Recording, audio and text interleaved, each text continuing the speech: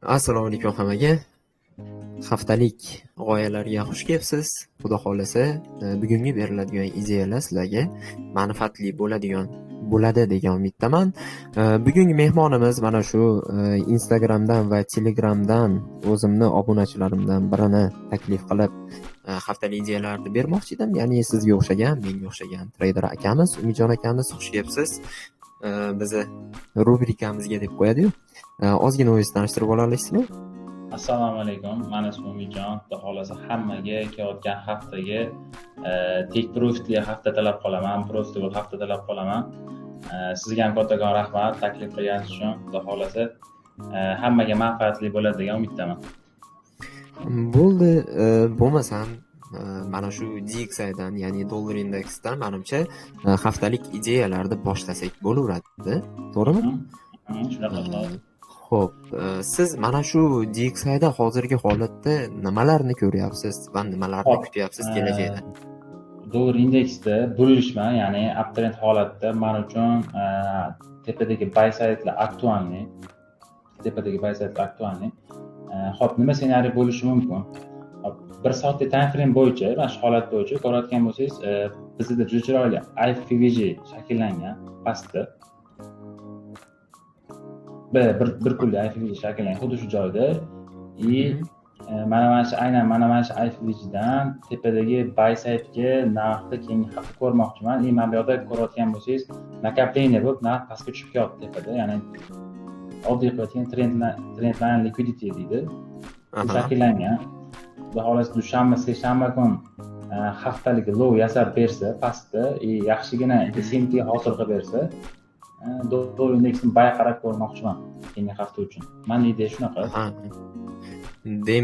Demak, bu narsani hozir chiroyli kutib turib chizib qo'yadigan bo'lsam, mana bu nuqtadagi buy saytimizga hujum, to'g'rimi? Undan tashqari, mana bu lowlarni yechgan holatda ana o'shandan keyin haftalik lowlarning yaratilishini kutib turib, undan keyin bu zonagacha ko'rmoqchisiz, to'g'rimi? Xuddi shunaqa. Lowlarda Euro yuzdagi GBP bilan chiroyli SMT qilib bersa, M5 yoki H1 time frame'larda juda chiroyli SMT hosil qilib bersa, bu chiroyli model bo'ladi deb o'ylayman. Xudo xolasa. To'g'ri. Xo'p, rahmat hozirgi ideyangiz uchun va siz bilan meni ideyam ham menimcha bir-biriga juda ham o'xshash. Sababi men o'zim o'tgan haftadan beri kutayotgan zonam qayerida? Aynan mana shu haftalik order blok edi.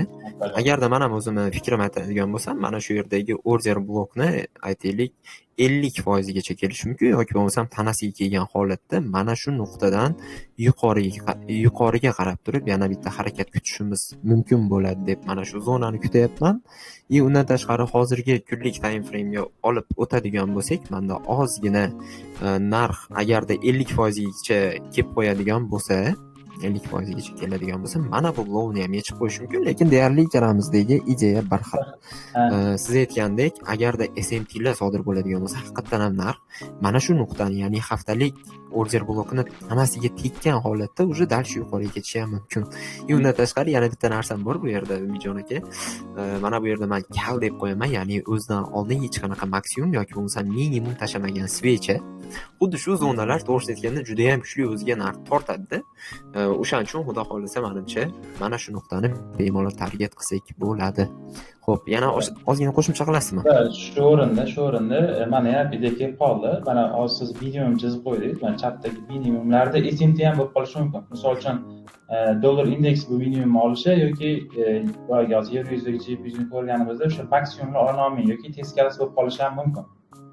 Endi bu ham juda chiroyli SMT bo'ladi, narx tepaga yurg'izib olishga kuchli SMT bo'lib qolishi mumkin. To'g'ri. O'shaning uchun menimcha o'sha dushanba yoki bo'lmasam seshanba kunlarini haftalik lowlarning yaratilishini kutsak bo'laveradi mana shu diapazonlarda. Demak, agar hozir yevro USD ga olib o'tadigan bo'lsam, mana aniqroq bo'ladi. Bu yog'i mana men o'zim chizib qo'ydim. Bu zonaga hozirgi ko'rsatib bergan ideya bo'yicha qaranglar. Menda ham shunaqada. Mana bu yerda bizda buy side nuqtamiz bor. undan tashqari bu yerda mana bu wick bor. Mana shu wickni 50% gacha narx kelish ehtimolligi yuqori. Odatda men order blokni xuddi shunaqa ko'rinishda ham ishlataman-da.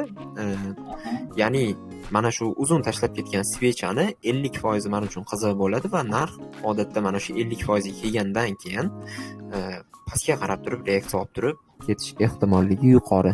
Endi agarda hozir 1 soatlik time frame ga o'tadigan bo'lsak, 1 soatlik ssenariyni siz qanaqa kutyapsiz mana shu holatda? 1 soatlik ssenariy bizda dollar indeksiga bo'lgani kabi teskarisi, ya'ni bu yoqda o'sha tepadagi double top highlar yechilishi, menda hozir ideya kelib qoldi, yana o'sha siz dollar indeksiga ketgan ideya, 4 soatlikga o'tsangiz, men o'ylashim bo'yicha mana shu high yechilib, siz aytayotgan o'sha shpilkani yarmigacha borsa, xudo xolasa, boyagi dollar indeksi o'sha aytgan dollarimizni nabarot yecha olmay qolishi aktualniroq bo'lib turibdi men uchun. Ya'ni mana bu high hozir yechilsa, mana shu high yechilsa, dollar indeksdagi low yechila olmay qolsa, chunki dollar indeks sal pastroqdir, uzoqroq. Yevro highga yaqinroq. Shunda S&P high yechilishi bo'ladi yevroda, low yechila olmasligi bo'ladi dollar indeksda, kuchli S&P hisoblanib, narx tepaga ketishi mumkin. Chunki otadan S&P baribir kuchli. Mana shu joyga qo'shilaman. Zo'r ideya. Demak, mana shunaqa ssenariy kutsak bo'laveradi. Demak, qisqa muddatlik 1-2 kunning ichida biz mana shu zonagacha long ko'rishimiz mumkin Euro USD da. DXY ni qisqa muddatli short va mana shu nuqtalarga kelganda, ya'ni hozirgi sizlarga ko'rsatib o'tgan nuqtalarimizga narx kelib beradigan bo'lsa, demak narxda keyingi harakati aniq bo'lar ekan. Ya'ni kelajak demoqchiman. Bo'ldi, tushunarli. Endi hozir GBUSD ga olib o'tadigan bo'lsak, GBUSD da qanaqa holat kutyapsiz masalan? Hozir kunlik time frame ga olib o'tadigan bo'lsak, GBUSD da xuddi Euro USD ga o'xshaydi, faqat bu yoqdan kunlik FVG bor tepada. Shu birinchisini olsangiz bo'ladi. Kunlik FVG dan narx ketib qolish ehtimoli bor. Narx FVG ga chiqsa, shu yoqdan sel qarab ko'rmoqchiman. Как раз yevro bilan shunda bir xira bo'ladi. 1 soatliga olib o'tsangiz, shu highlar shakllangan tepadagi highlar olinadi va xudo xolasa dushanba kuni ochilsa bozor qisqa bay qarab ko'rsa bo'ladi. Demak, mana shu nuqtani yechib turib, ana o'shandan keyin kunlik FEG ga tushishini kutsak bo'laverar ekan. Ya'ni kunlik FEG ga chiqqandan keyin mana bu equal low'largacha deylik. Masalan, mana shu nuqtalarda birinchi target qilib turib olsak bo'lar. Ana o'shandan keyin agar narx yuradigan bo'lsa, mana bu pastgacha. Bu mana shu yer bor-ku, meni juda o'ziga tortyapti bor. Mana bu zona. Juda kuchli, anaqa liquidity yaralib qolgan zona deb olsak bo'ladi. Endi bunaqa ssenariy bo'lishi uchun baribir bizga dollar indeks va Euro USD ham bunga ana qo'shimchani qilib berish kerak-da, yordam berish kerak. To'g'ri. S&P mana shu bir xil bo'lishi kerak.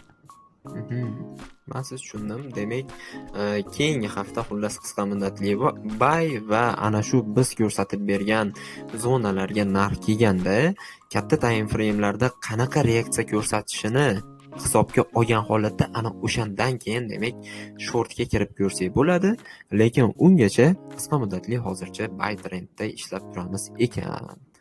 Shunaqa. To'g'rimi? Mana Xo'p, Goldga olib o'taymi endi? Goldni ko'ramizmi? Nima deb o'ylaysiz? Chunki hozir hammaga gold qiziq, shunaqa. Hammaga gold qiziq. Давайте, Goldda qanaqa ideyalarni kutyapsiz o'zingiz? Xo'p, Gold yo'nalish uptrendda haftalik time frame olib o'taymi? Haftalik time frame ko'radigan bo'lsak, haftalik time frame'da asosan FVG dan yaxshi reaksiya oldi. FVG bor. Aynan mana shu FVG ning ichida kunlik time frame o'tsangiz, kunlik time frame FVG'si bor. Xo'p, liquidity sweep qilib, ya'ni liquidity ni olib, ichki struktura liquidity olinib, mana shu kuchli kunlik time frame'dagi FVG dan yaxshigina reaksiya oldi. Yaxshigina reaksiya oldi. Hozirgi yo'nalishi bo'yicha narx daily FVG da buza olmasam tepaga chiqib yopildi. mana bu IFVG'larda ham aytyapsiz. Da, IFVG, Mana shu zonada. shu tepaga chiqib nima qildi. No, men uchun endi bu yoqda buy side, tepadagi buy side aktualniy.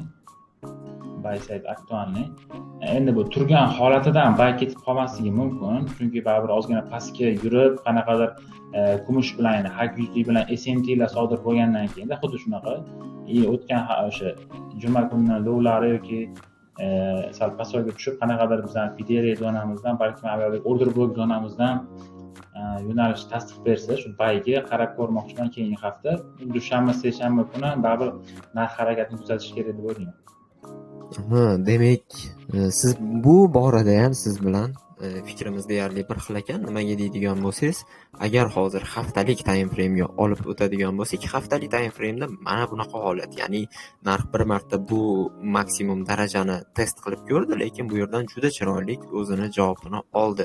Va mana shu holatda qarang, eng qiziq, ya'ni narxni o'ziga tortishi mumkin bo'lgan likvidni sifatida menimcha mana shu haftalik low olsak bo'lar ekan. Nima demadingiz? Bo'ladi. Ana siz boya aytdingiz, kassagachada shunaqa olasiz. O'sha. Xuddi shunaqa qilib olsak bo'lar ekan. Ya'ni haftalik lowni yechgandan keyin ana o'shandan keyingina menimcha mana bu haylargacha va undan keyin all time highgacha menimcha buy ideya qidirib ko'rsak bo'lar ekan. Keyin o'rtoqlar, yana bir narsa, mabodo ko'rayotgan bo'lsanglar, bu zonaga kelgandan keyin primoy просто buyda tiqib olish yaxshi emas, to'g'risi. Birinchi navbatda уже daily time frame'da analiz qildikmi va narx bizni kuchli bo'lgan zonalarimizga kelib bergan bo'lsa, ya'ni haftalik lowgacha va bu yerdagi order blokni hurmat qilgan bo'lsa, M15 yoki bo'lmasam 30 minutlik time frame'larda razvorot bo'lishini kutishimiz kerak bo'ladi bunaqa globalniy trendlarda. Agarda mayda time frame'ga o'tib olib turib, bu yerda choqolatib bosadigan bo'lsak, menimcha katta ehtimol bilan shotingiz katta minus bo'ladi yoki bo'lmasam slip bo'ladi. O'shaning uchun iloji boricha hozirgi berilayotgan ideyalarga menimcha ana shu time frame'larda tasdiq olgan holatda ana o'shandan keyin entry bo'laveradi. Xo'p, sizda yana qo'shimchalar bormi? Menda to'g'ri so'zi uptrenddaman, tilada buy ko'rmoqchiman keyingi hafta uchun, lekin sel ssenariy ham o'ylab ko'rganda, sel ssenariyda ham yaxshi ssenariy turibdi. Bu kartinga o'chirib yuborsangiz hozir, sel ssenariy ham aytaman. Kunlik time frame turibdi. Kunlik time frame'da FVG bor ko'rayotgan bo'lsangiz, chap tarafda FVG bor, shu FVG ni chap-chaprog'ida IFVG bo'lib ishlagan imbalansimiz bor, qolib ketdi. Shunday havosevalari, ya'ni narx buni buzib o'tolmagan, buzib tanasini yopilmagan. Inshaalloh yaxshi reaksiya oldi selga. Bir sel ssenariy qarab ko'rayotgan paytim ko'rdim bu narsani. Hozir 4 soatlik olib o'tsangiz, birinchi o'sha anaqani belgilab qo'ying, boya o'zingiz uchun haftalik kalkulyatsiyani minimum belgilab qo'ying, o'ziga olsangiz. 1 daqiqa. Haftalik svechani 1 daqiqa. Buni hozir PVL deb olsa, ya'ni keyingi hafta target deb olsa, 4 soatlik tepada bizda IFVG shakllangan 4 soatlikda. Xo'p, IFVG shakllangan. Может, bizni keyingi hafta endi mavzu to'g'ri buy ko'rmoqchiman, lekin sel ssenariy bo'yicha qaraydigan bo'lsak, misol shu yoqdan qanaqadir tepada SMT lar bersa, sel uchun tasdiq bersa, selga mana shu zonadan PVL ga harakat qilib ko'rsa bo'ladi degan ideya ham bor menda. Chunki bu ham nima deydi, o'sha range-dagi liquidness-da shunaqa. Xuddi shunaqa ssenariydan keyin PVL olingandan keyin shu yoqda qanaqadir o'sha katta tarixni SMTlardan keyin dasht buy qarab chiqib ketsa bo'ladi. Qo'shilaman fikringizga. Bu ssenariy ham zo'r, lekin ya'ni agarda hozir narx bitada tushib bermasdan birinchi mana ochilgan kundan boshlab tepaga yuraveradigan bo'lsa, ana o'shandan keyin bu yerda tasdiq olgan holatda short ishlab, ana o'shandan keyin bu holatda tasdiq olib turib long ishlasak, menimcha bo'lar ekan. Bu ham mana bitta ssenariylardan biri ekan. Zo'r. Juda yaxshi. Hozircha menda nima deydi, ideyalar, haftalik ideyalar albatta shu. Men maslahat beraman. Misol uchun biz hozir qanaqadir zonalik yo'nalish chizib berdik. Bu umuman bo'lmay qolishi ham mumkin, chunki bu bozor. Albatta o'zi kim bu ideyani ko'rayotgan bo'lsa, o'zini entry modellariga asoslangan holatda tasdiqlab olib savdo qilishni maslahat beraman. To'g'ri. Mana shuning uchun boshida aytib o'tdim. Ya'ni hozirgi time frame'lar, ya'ni juda ham globalniy time frame'larda ideya berilgani sababli hech bo'lmaganda o'sha M5 emasda, M15 30 daqiqalik o'sha time frame'larni tasdiq qo'ygan holatda menimcha entry qilish maqsadga muvofiq bo'ladi. O'zingizlarda asringlar o'rtoqlar, xudo xolasa midweek dasturini ham, ya'ni haftani o'rtasida ham qanaqadir ideyalar bo'lib qoladigan bo'lsa, albatta mana shu ideyalarni YouTube'ga joylashga harakat qilamiz. Sog' bo'linglar, salomat bo'linglar. Agarda sizlarda ham qanaqadir fikringlar bo'ladigan bo'lsa, bemalol kommentda yozib qoldirsanglar bo'ladi. Undan tashqari men Telegram kanalimni linkini joylab qo'yaman. Ya'ni bu ideyalarni PDF formatida ana shu Telegram kanalga joylayman. Ana shu yerda bemalol ko'rib foydalansanglar bo'laveradi. Rahmat, sog' bo'linglar, salomat bo'linglar. Sizga ham kattakon rahmat taklif qilganingiz uchun. Hammaga xudo xolasa keyingi haftaga omad tilab qolaman. Take profitli hafta bo'lsin. Charchamanglar, aktivlik ko'rsatib tursanglar, xudo xolasa Hayotbekdan yaxshiroq, xudo xolasa yaxshiroq kontentlar kutib qolamiz. Charchamanglar, bu bunaqa kontentlar xudo xolasa davomiy bo'ladi degan umiddaman. Umidjon aka, sizga ham rahmat. Siz ham ishlaringizga baraka bersin.